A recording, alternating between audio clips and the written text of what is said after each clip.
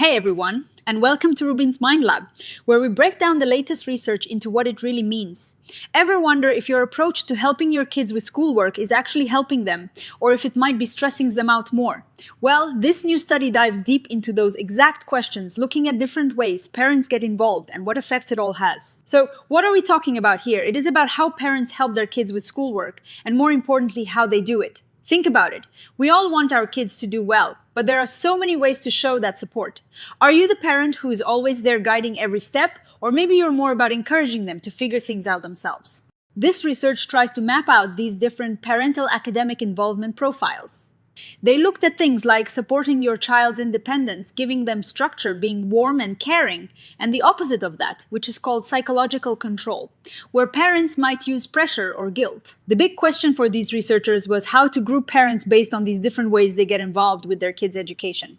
They didn't just want to say involved or uninvolved. They wanted to see the combinations of these different approaches. They also wondered if the way parents handled their own feelings, their emotion regulation, played a role in which group they fell into. And crucially, they asked what happens to the parents themselves as a result, things like feeling exhausted or fulfilled in their parenting role. Okay, so how did they do this? They surveyed over 1,000 parents of kids in middle school from 6th to 9th grade. They asked them a bunch of questions about how they support their kids academically, and then they used fancy statistical tools to see if they could find natural groups or profiles of parents based on their answers. They did this at 2 points in time over a school semester to see if these groups stayed the same or if parents moved between them. And what did they find? They identified 5 main types of parents when it comes to helping their kids with school. First, there is the need, supportive group. These are the parents, about 8% of the sample, who are really good at balancing things. They support their child, independence, provide structure, and are warm and caring, all while keeping psychological control very low. Then there is the autonomy, supportive, warm group, about 10% of parents. These folks are also very supportive and warm, encouraging independence, but perhaps a little less structured than the first group. Next, the low-involved group make up about 20% of parents. As the name suggests, they read generally not very involved across the board. Quite a large chunk, around 27%, are in the controlling group. These parents tend to use more psychological control, perhaps putting more pressure on their kids, and are lower on the supportive dimensions. And finally, the mixed group, the largest at about 35%, are parents who show a bit of everything, moderate levels of support and control mixed together. Now, what is really interesting is what happened between the first and second survey. The controlling profile was the most stable, meaning parents in this group tended to stay in it. About 82% of them remained controlling. The need supportive group, however, was the most dynamic, with about 53% of those parents changing their approach. This tells us that while some parenting styles are pretty set, others can be more fluid, especially as kids grow and challenges change. So, what makes parents fall into these different groups?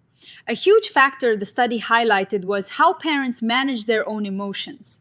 Parents who were good at understanding and dealing with their feelings, that is called integrative emotion regulation, (SID), were much more likely to be in that supportive group.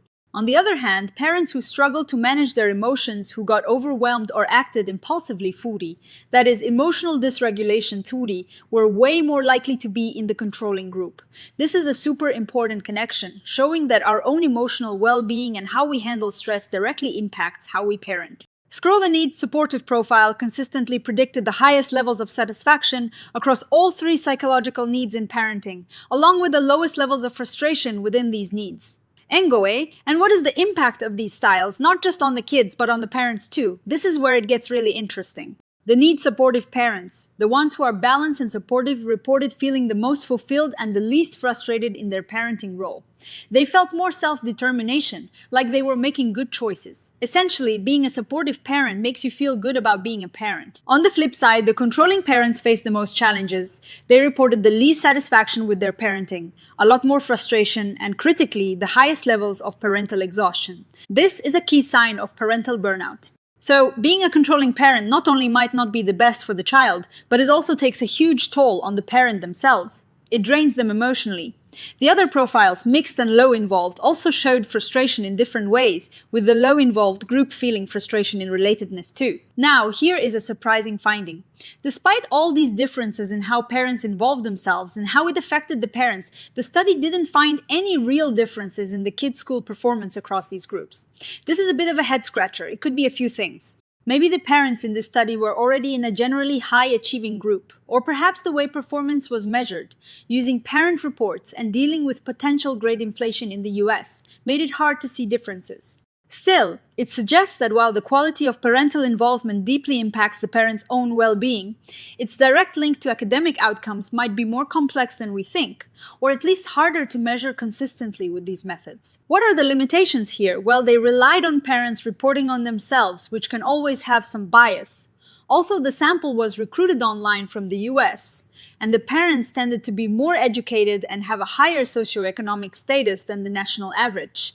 This means we need to be careful about applying these findings to everyone. Plus, the time between their surveys was only a school semester. So looking at this over a longer period could reveal different patterns. And as mentioned, the school performance measure might not have been sensitive enough to pick up subtle differences. So what is the takeaway? This research really hammers home that the way parents support their children's education matters immensely, especially for the parents themselves. It's not just about doing things for your child, but how you do them. Being supportive, promoting autonomy, and being warm, while keeping control in check, leads to parents feeling more fulfilled and less exhausted.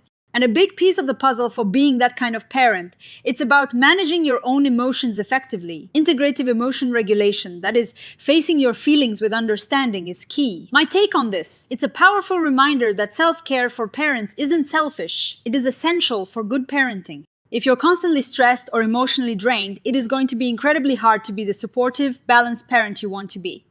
This study suggests that working on your own emotional regulation skills could be one of the most impactful things you do for your parenting and for yourself. Future research could definitely explore those cultural differences mentioned and look at how kids perceive these different parenting styles, not just parents. That is all for this episode of RUBIN'S Mind Lab. If you found this helpful, please give this video a thumbs up.